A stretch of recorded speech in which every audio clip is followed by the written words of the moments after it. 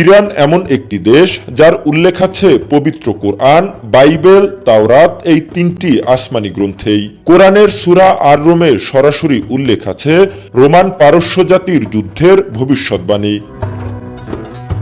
সহিহ বুখারীর বর্ণনায় আছে, মহানবী সাল্লাল্লাহু আলাইহি ওয়াসাল্লাম বিখ্যাত পারস্য অধিবাসী সাহাবী সালমান ফার্সির কাঁধে হাত রেখে বলেছিলেন, ঈমান যদি থুরাইয়া তারকায় গিয়েও পৌঁছায় তাহলেও পারস্যবাসী তা খুঁজে নিয়ে আসবে। মহানবীর এই ভবিষ্যৎবাণী সত্য হয়েছে মধ্যযুগে, যখন ইমাম বুখারী, ইমাম মুসলিম, ইমাম আবু হানিফা এবং ইবনে সিনার মতো পারস্য বংশোদ্ভূত মনীষীরা ইসলামী জ্ঞান বিজ্ঞানের নেতৃত্ব দিয়েছিলেন। এমনকি সহিহ হাদিস সংকলক ৬ জন ইমামই ছিলেন পারস্য বা ইরানের বংশোদ্ভূত।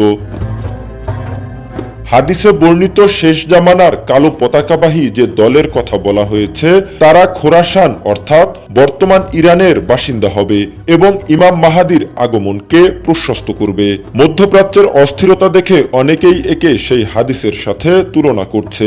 এমনকি বাইবেলেও শেষ জামানায় যে যুদ্ধের কথা বলা হয়েছে অনেকেই মনে করছে মধ্যপ্রাচ্যের বর্তমান সংঘাত সেই ভবিষ্যৎবাণীরই পূর্ণতা।